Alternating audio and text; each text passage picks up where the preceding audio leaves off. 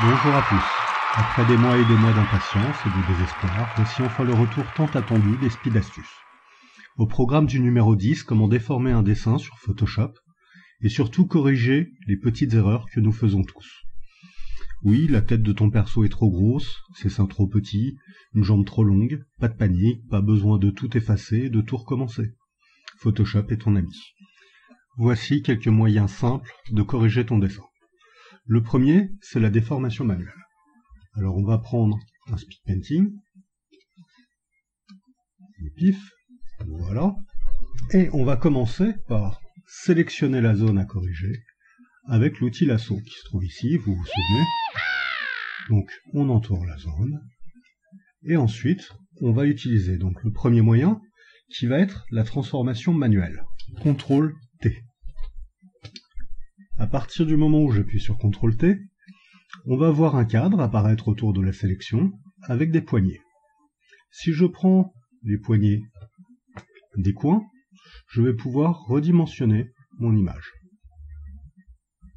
Plus petit, plus grand, à partir de la poignée. Pareil ici, ici et là. Si je prends les poignées du milieu, je vais pouvoir étroitiser horizontalement, verticalement, toujours à partir de la poignée. Voilà, c'est tout simple. Maintenant, si je clique à l'extérieur, vous voyez le curseur se transformer, je vais pouvoir faire une rotation de mon image. Peu importe où je clique, donc je suis à l'extérieur. Maintenant, si je clique à l'intérieur, je vais pouvoir la déplacer, tout simplement.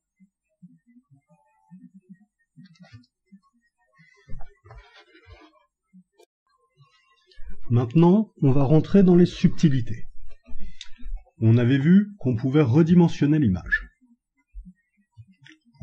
en tirant sur la poignée du coin. Si j'appuie sur majuscule en même temps, regardez, je vais pouvoir garder les proportions. Le motécie pour les crâneurs. Vous voyez, mon visage ne se déforme pas. Peu importe où je vais, garde les bonnes proportions.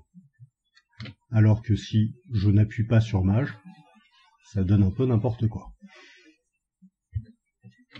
Un autre raccourci clavier qui va vous être utile avec l'outil de transformation, ça va être la touche Alt. À partir du moment où j'appuie sur la touche Alt, au lieu de faire ma transformation à partir de la poignée vers l'autre poignée, je le fais, ma transformation, à partir du centre de l'image. Ça peut être assez pratique. Maintenant, on va voir encore un autre raccourci. Si j'appuie sur CTRL, regardez ce qui se passe, je vais passer en mode torsion. C'est-à-dire que je ne vais plus déformer mon image globalement, mais la déformer à partir des points choisis. Ça permet de faire des choses un peu plus précises. C'est idéal pour travailler la perspective, par exemple.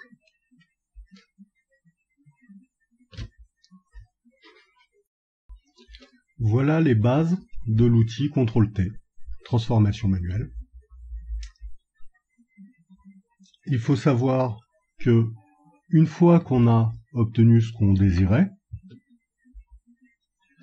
il suffit d'appuyer sur Entrée pour valider. Éventuellement, vous n'avez plus qu'à désélectionner et peindre les parties qui ont été découpées.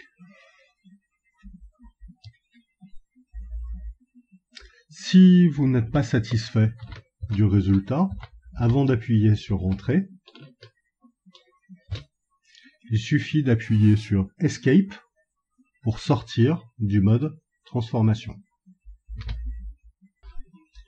On va maintenant aller un peu plus loin, toujours avec l'outil de transformation, CTRL-T.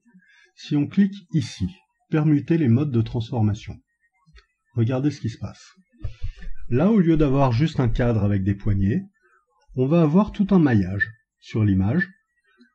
Maillage qu'on va pouvoir modifier, soit avec les vecteurs qui se trouvent associés à tous les coins aux angles, soit en cliquant directement à l'intérieur, dans notre maillage.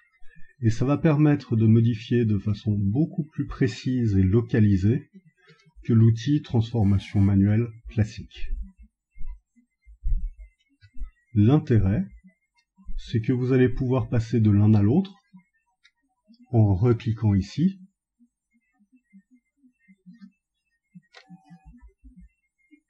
pour profiter des avantages des deux modes de transformation. Toujours Entrée ou Escape pour valider ou revenir en arrière. Voilà, on a fait le tour de l'outil transformation manuelle. Juste une astuce, vous avez pu constater que si je fais une transformation,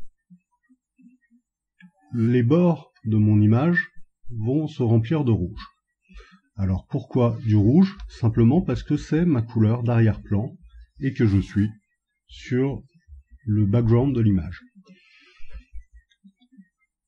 Imaginons que en arrière-plan j'ai du blanc. C'est du blanc qui va apparaître aux alentours.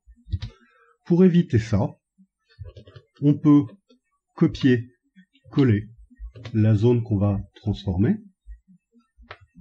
Automatiquement, elle se met sur un nouveau calque. Et si là, je la modifie, vous voyez,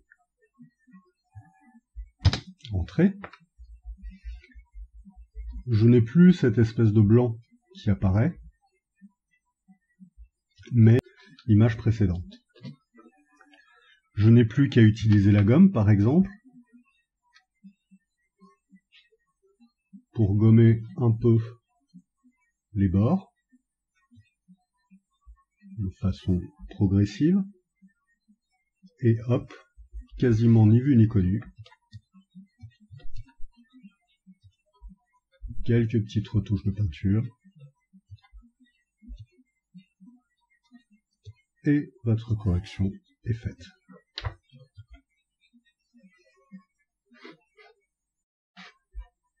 Nous allons voir maintenant un autre outil très puissant pour corriger les erreurs qu'on a pu faire sur un dessin. Ça va fonctionner de la même façon que pour le premier, c'est-à-dire qu'on va commencer avec l'outil lasso ou n'importe quel autre outil de sélection par entourer la zone à modifier, puis aller dans Filtre, Fluidité. Là, cette interface fabuleuse s'ouvre et vous allez pouvoir choisir la taille de la brosse, ici épaisseur, mais sens c'était pas mal, et sa densité. La densité, c'est la puissance avec laquelle la brosse va agir et déformer votre image.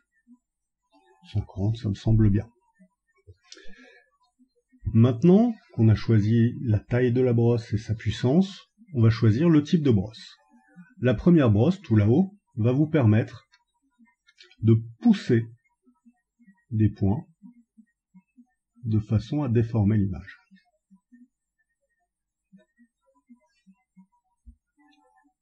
C'est très simple à utiliser et très efficace.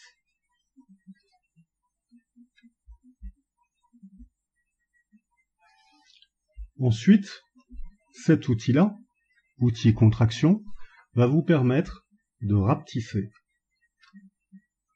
certaines zones. Évidemment, l'outil dilatation va vous permettre d'agrandir certaines zones. Alors vous voyez que si on abuse un peu trop des déformations, on va se retrouver avec une image un peu floue. C'est le risque du métier. Une fois que vous êtes satisfait du résultat, là on a quelque chose de fabuleux, j'avoue, il suffit de cliquer sur OK ou annuler si on veut revenir en arrière et sortir du mode fluidité. J'ai oublié de vous parler d'un autre outil, c'est la brosse qui se trouve ici, outil reconstruction. Ça va vous permettre, vous voyez, de revenir en arrière sur les déformations que vous avez appliquées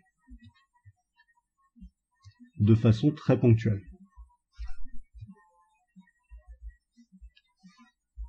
Et donc, une fois que vous êtes satisfait, OK. Là, on a le même souci sur les bords, sur certains bords, que avec l'outil transformation manuelle précédent. Pour ça, maintenant, vous avez la solution pour éviter ces bords un peu blancs. Carrément blancs même.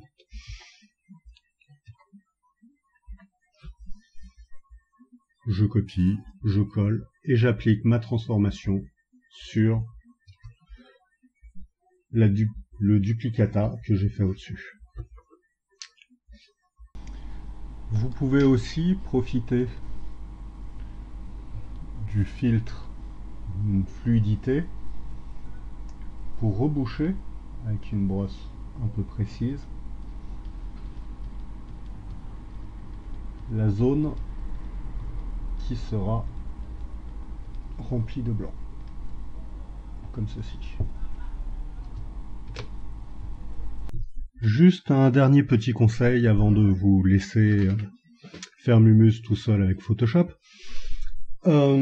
Malgré l'astuce que je vous ai donnée pour éviter les contours blancs, ou rouges, ou noirs, ou verts, n'hésitez pas à repeindre après coup pour rattraper les bords de la transformation que vous avez effectuée. C'est assez rare que ça se passe parfaitement, sans raccord, sans avoir besoin d'une petite rustine. Voilà, c'est tout pour aujourd'hui, et maintenant vous n'avez plus aucune excuse. Si vous avez encore des fautes d'anatomie, des têtes trop grosses, ou des bras trop longs.